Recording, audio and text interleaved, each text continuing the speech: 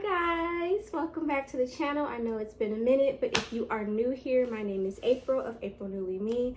If you are one of my ride or dies, hey bestie. Like I said, it's been a minute. If you cannot tell, I am preggers. I am in my third trimester. I want to talk about the different stages of pregnancy, the different trimesters, what I didn't know, what I didn't expect, and what I wish that I knew, because I didn't know a lot being a first-time mommy. So yeah, it's gonna be a series. This will be the first of the 3 series, obviously the first trimester. So if you are interested, stay tuned. If you are not one of the YouTube besties, go ahead and hit that subscription button. It is below, and join us. Start off by saying I am not a doula, I am not a midwife, I am not a nurse, nor am I a doctor. I'm just sharing my experiences. Just gonna go ahead and share my experiences and my thoughts. I'm not trying to tussle with anyone. I will, definitely will, but I'm not trying to tussle with anyone or shame anyone. Again, just my experiences. To any expecting moms or moms trying to get pregnant or plan on getting pregnant, morning sickness is real. I used to think that they were exaggerating on movies and TV shows. It's 10 times worse. My morning sickness was horrible. When I mean literally wake up sick, that's how it feels. Vomiting, sick to stomach, cold sweats. You know when you have to throw up or you feel like you have to throw up and your mouth fills with spit, you stop. A couple of ways that I combat morning sickness still. Some women get it throughout the pregnancy. I'm one of them. And if I'm out of breath a lot, you just have to bear with me. I'm 8 months pregnant, girl. I be, you know, people think I have asthma now, but anyway, at Trader Joe's, they have these things called ginger bites. I think they're what they're called, but they're little pieces of ginger that you can chew on. Those work great. They were always kind of running out of them, so I didn't rely on that. I did live and die by this ginger tea. Every morning I had my ginger tea. I still drink it to this day when my stomach isn't settled. It works great. I had my 2 good friends in Denver, Betsy and Allison, sent me a mommy care package, and they had a really cool nausea bracelet, and it worked out great for like a week, but it had a very strong odor, which I'll get into later, that kind of messed with my nausea, so I couldn't wear it. They work really great. Like, you literally wear it, morning sickness went away. It was like magic. But the best thing out of all those things, probably second to the tea that I would suggest, is good old saltine crackers. I literally have a thing of saltine crackers, water by my bed every night. It's on my tabletop. Definitely tell you to try to find ways to combat your morning sickness, especially for the working mommies, the working parents, because you don't want to throw up in a public bathroom and or at your place of business. You know, I had to have a discussion with my boss, like, if I'm late, I'm late, because I'm not throwing up in a public bathroom. We'll go through trial and error when it comes to prenatal vitamins. And I just thought, like, you know, you just get a regular vitamin, it's going to be, you know, it's not going to be a big deal. Wrong. A toddler, and I don't like taking pills. I don't have a hard time swallowing pills, so I'm a gummies girl. So I was on the hunt for gummy vitamins. The first ones I picked up are by the brand Ollie. And I saved these just because I know I wanted to do a video like this. Okay, the only problem with these are, I don't know if you can see from the bottom, they're huge, okay? And you're supposed to take 2 prenatal vitamins in the morning. I don't know if that's for the solids, but definitely for the gummies, they always say take 2. This is a lot, okay? And that sugar on the outside, don't nobody eat sticks in the morning.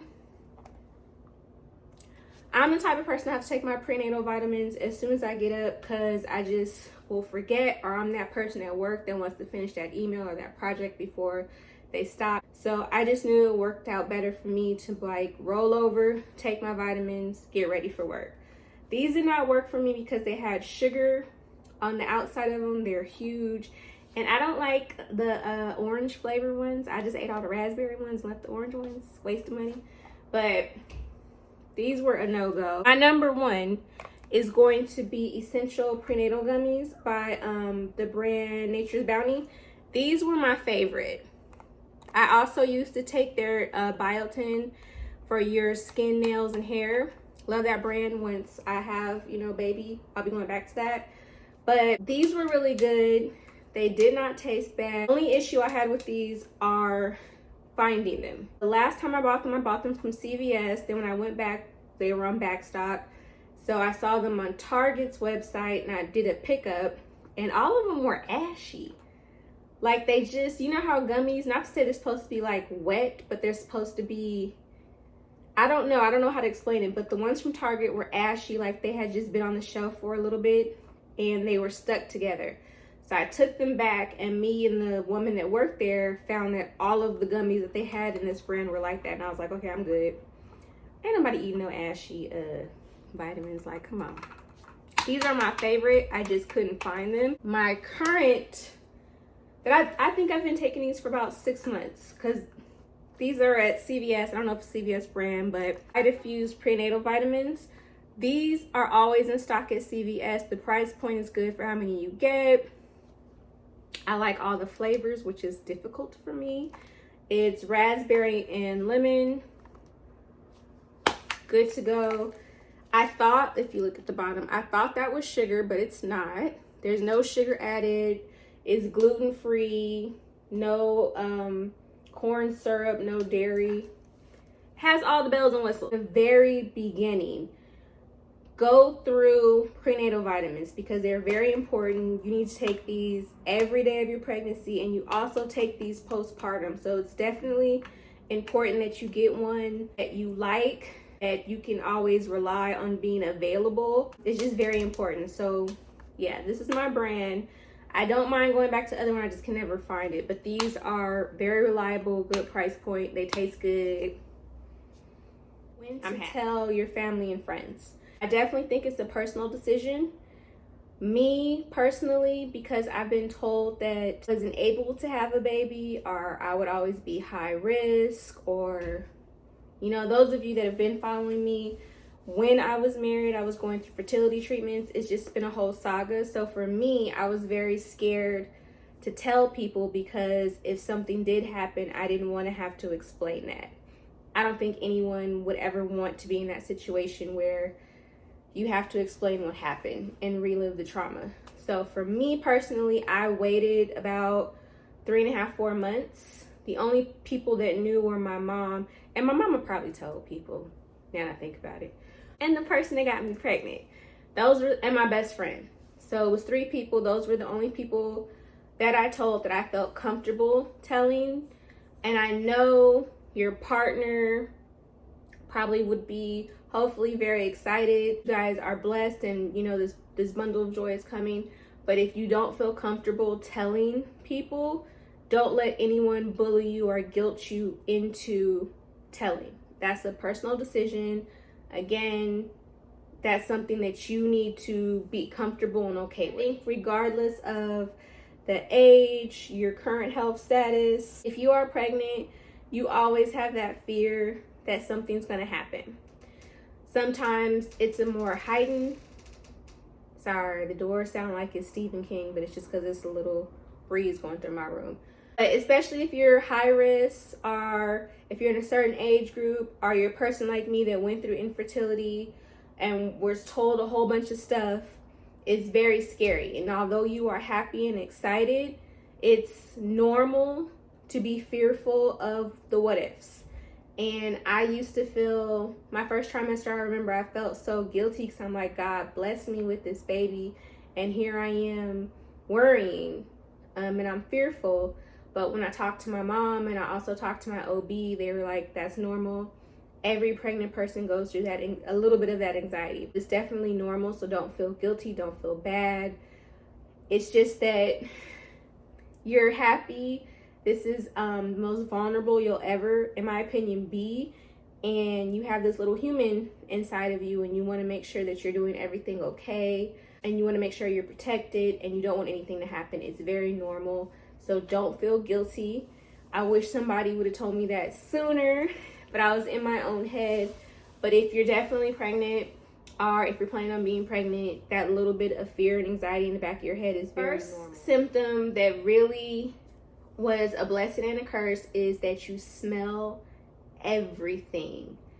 Everything you smell, which again is good, but it's also extremely bad. Okay, like I was saying previously, my two good friends in Denver bought me the nausea bracelet that worked great, but I could not take the smell. It was like, you ever smelled burnt rubber? Like if someone speeds on a highway or something like that, that rubbery smell. And it's right there on my wrist, so it was just like so strong I couldn't wear the bracelet. The bracelet worked great, but I just could not take the smell. It would make me want to throw up, so couldn't do it. Same thing with my boyfriend. He wasn't musty. He didn't smell. He just is very particular about his cologne and his soap, and I could not be near him, and I felt so bad. But I would be like, "Get away from me, sir." Because it was so, and it wasn't like he was wearing a lot. It was just something in his cologne and his soap, because he stopped wearing the cologne and was just, you know, fresh out the shower. And I was like, yeah, I still can't be around you, sir. Sorry. I'm going home. On the flip side, your girl would go past a donut shop or a bakery, and I would, you know, spend $20 on donuts. You know, it was also a good thing. Bad when something does stink, because it's 10 times more potent, smelling trash, smelling fish, when somebody is musty or smell outside. And if you are not of my culture or from the South, musty is next level funk, okay? It's not like you stink. There's stink, there's funk, and there's musty. Okay, you see how my face went? When you smell someone that is musty and you are pregnant, you want to curse them out, throw up, and then proceed to continue to curse them out. That's how bad it is. You smell everything. These things are getting bigger, so they are extremely sore. It's kind of like when you're on your period, but a little, I would say like 2 notches up. If I were to brush up, I remember I was getting dressed for work, and I turned and hit the corner of my door, and y'all would have thought like I just stabbed myself the way I fell on the floor and was like hugging them, because that's how much it hurt. It's just very sore to touch. Mine were like kind of had a throbbing sensation. It's not fun at all, but very sore, very tender. You don't want anyone touching anything, like even my bra. Like I had to put on my bra super slow, because any little, you know, flick of the skin or pushing too hard would really hurt. So they get very sore. Their strongest symptom that I got was just being fatigued and tired. And I think that everybody knows that. Extremely tired. Sometimes it's not even that you're sleepy. You just need to lay down, or you just need to sit down. Listen to your body. I did not my first trimester, and I thought like, okay, April, you're just being lazy. You got to get up. You got to clean this house. You got to run this errand. You got to do this, that, or the third. And I would be doing all these things during my week, and on the weekend, your girl would be in a coma. Okay, my mom would flip out like, why are you not picking up your phone? My friends would be like, girl, are you okay? Because I was just literally dead to the world the entire weekend, because I wasn't resting during the week. So what I wish I would have done is listen to my body and sit down. Okay, and you see how I said sit down. If you are pregnant, your first trimester, you're cooking a baby. Okay, that's your body telling you you need to rest, you need to relax. And again, sometimes it's not even just sleep, it's just you needing to relax. Call my insurance. I've been in the insurance industry for almost like 15 years. So for me, this was like, duh.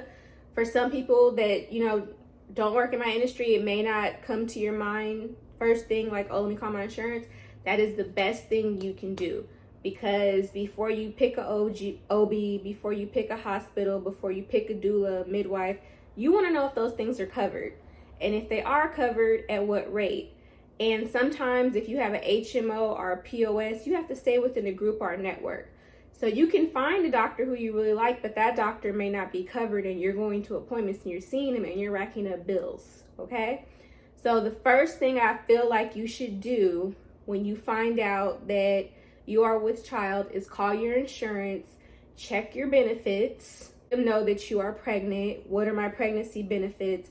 What hospitals are in network?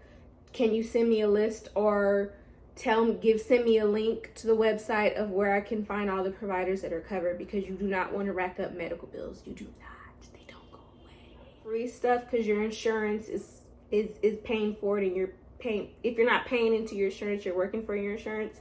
But you can get a lot of stuff. I got a free breast pump. I got nursing bras. I got compression socks, the storage bags for breast milk, all through my insurance. They just sent it to me. I got it about 3 or 4 days ago. Haven't even opened it yet. But there's a lot of benefits to calling your insurance, because they can just send you stuff just fresh out the gate that you don't have to put on your record. Verified everything with your insurance company. Now it's time to research from the list that your insurance company gives you, because you know they're in network, you know they're going to cover your insurance. And there's a difference between a doctor accepting your insurance or being in network. That's very important, because it's a different pay rate that your insurance will pay. If they accept your insurance, that means they're going to bill your insurance, and whatever they don't cover, you're responsible. If they're in network, there may be a strong possibility that you don't have to pay, or what you do pay is very minimal, just your co-payment. So that's important. Good tidbit. Accept insurance and contract it with your insurance, 2 different things. Say all that to say, once you check your benefits and your insurance, they'll usually direct you to a website where you can look up the doctor. Go based on that list. I'm telling you, you don't want to rack up medical bills and going to an out-of-network provider. Once you get an OB, I picked out 3 or 4 based on location. Gender, I am biased. I wanted a female doctor. Looking at my lady parts, but whatever. I narrowed it down to 5, and then I just went online and started looking at reviews. I looked at office hours, location, because all those things factor into, you know, am I going to be able to leave work to go to her office to get my checkup? Once I have the baby and, you know, follow up postpartum care, is it going to be difficult for me to see her? Stuff like that. So go based on that list, pick a doctor. Do not be scared to take your time. I mean, you don't want to take too much time because you need to see the doctor, but do your research. I read reviews. Usually people leave reviews if they're very happy and pleased, or they are very upset. And I'm fine with that, because if I see a doctor with 5 stars and everyone's happy, chances are they're really happy, because people usually don't take the time to write a review.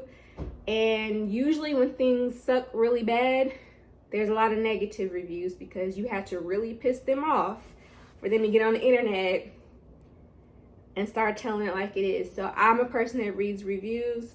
I found my OB, love her. I harass her with questions all the time, and she doesn't. Maybe she is irritated, but she don't let me know she irritated, so I'm cool with that. But once you find the doctor, ask that doctor, what hospital are you affiliated with?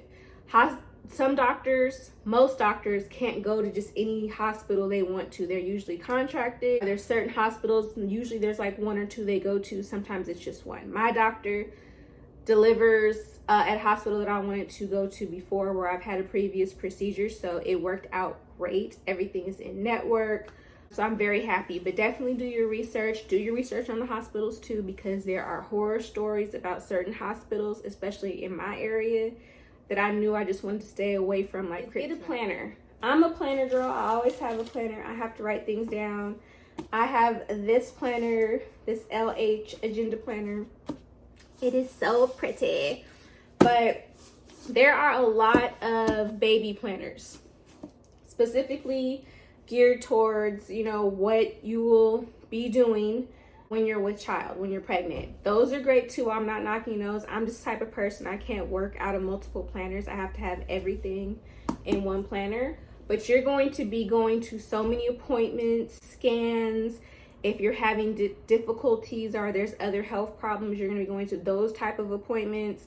There are milestones you want to keep track of, things like that.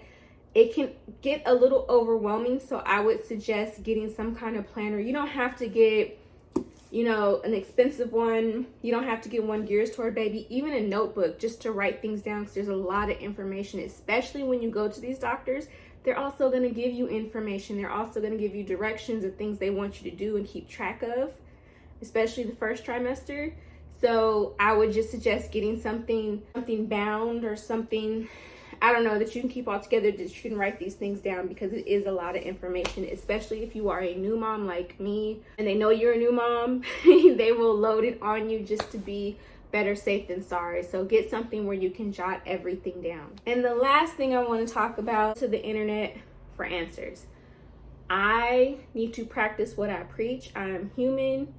When you are a new mom, you've never been pregnant before, you know, a new parent, you've never been pregnant before.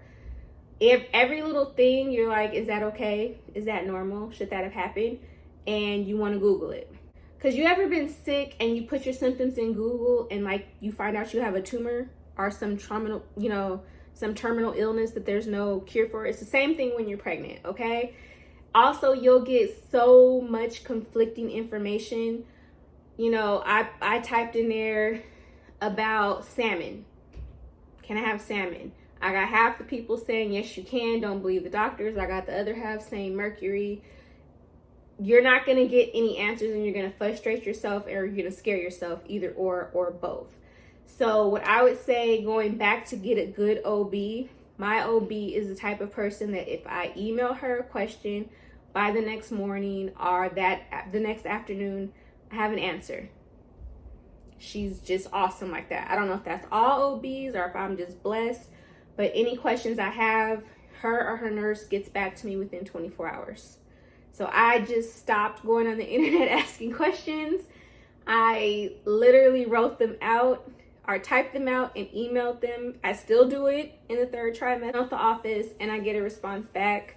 And her credentials and her experience, I trust her versus the internet. And then especially because most of the information on the internet doesn't come from credible sources and or websites.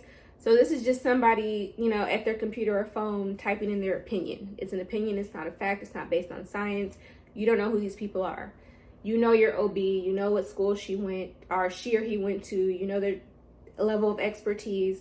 Just go to them. Do not go to the internet. You're going to scare yourself or frustrate yourself or both. Sums up my experience, my advice, what I went through in my 1st trimester. Again, I'm going to do a video for the 2nd trimester and the 3rd trimester. I was going to do it while I was within the trimester, but life has been lifing. And when you are pregnant, you are tired, okay? So I'm trying to get back in. I missed y'all on YouTube. If you enjoyed this video, go ahead and give it a thumbs up. That'll let me know to keep doing this type of content. And again, if you haven't subscribed, go ahead and hit that red subscription button. And until next time, guys, from me and baby, bye.